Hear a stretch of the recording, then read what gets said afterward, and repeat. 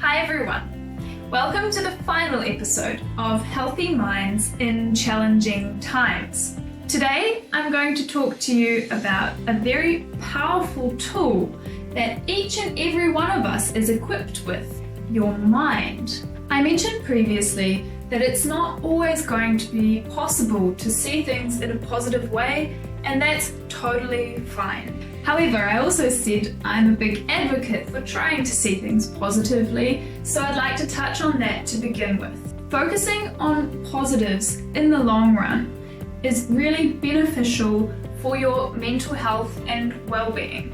Even in this situation, there are a number of positive things that are emerging. For example, people are helping others that are less able.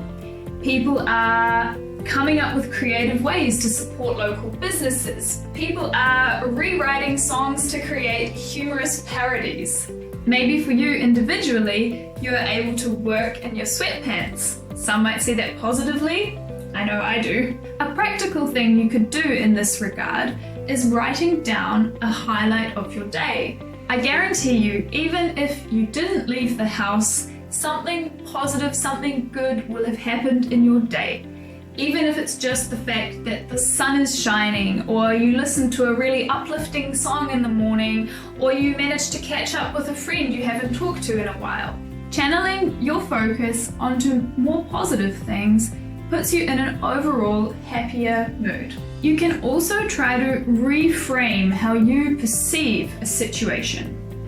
For example, a lot of us lead very hectic lives. Maybe you can see this as an opportunity to sort of slow things down, turn things back a notch. Maybe you have time to do things that you don't normally find the time for. The words we use can also have a very strong subconscious impact on the way we perceive things. So instead of "I'm stuck at home," you could try "I'm safe at home."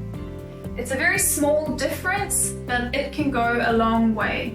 Practicing gratitude is another practical thing you could try. What are you grateful for? You could make an effort to write down one thing you're grateful for a day. After a while, this will end up being a really nice summary of things that you can read through, perhaps when you're feeling a bit down. It's important to keep updated, keep up with the news and latest developments. However, if you notice it's affecting you negatively, then it might be an idea to restrict the time you spend consuming this media. There's a fine line between being informed and information overload. So maybe go for a morning and an evening update. The news is not going to disappear on you. Ensure that what you consume is from a trusted source, and as I've mentioned previously, if you notice it's affecting you negatively, then maybe also limit social media. In times like these, it might be really tempting to plan for the future, to have something to look forward to after all this is over. However, it might not be the best time to be planning your next big trip. It could actually lead to even more disappointment further down the track if things don't turn out how you had envisaged them. So try to take every day at a time. Focus on being in the present. That's another great coping mechanism, by the way. We sort of lack our basic need for control and security in times like these, and we try to make up for that by making plans, planning things for future times. You can still do that by, for example, thinking about things that are realistic in the near future.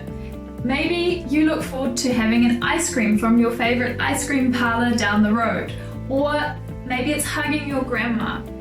You can take the time to appreciate things in normal life that sometimes we take for granted.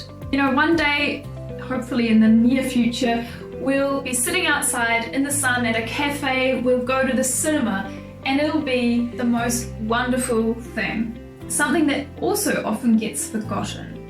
The fact that things can be bad, but be getting better at the same time. There's no doubt about it, the situation is not ideal. But whilst a situation can be bad overall, there can be little things that are getting better. And just because you think about or talk about things that are getting better does not mean that you are belittling the graveness of the overall situation. So remember, you have the power to make a choice. How are you going to use that nifty little tool to make things better for you? Thanks for watching the final episode of Healthy Minds in Challenging Times. And thanks for your overall interest. I hope you've been able to take some tips, insights, ideas, food for thought that can help you in your individual situation. I look forward to seeing some of you in person, hopefully really, really soon.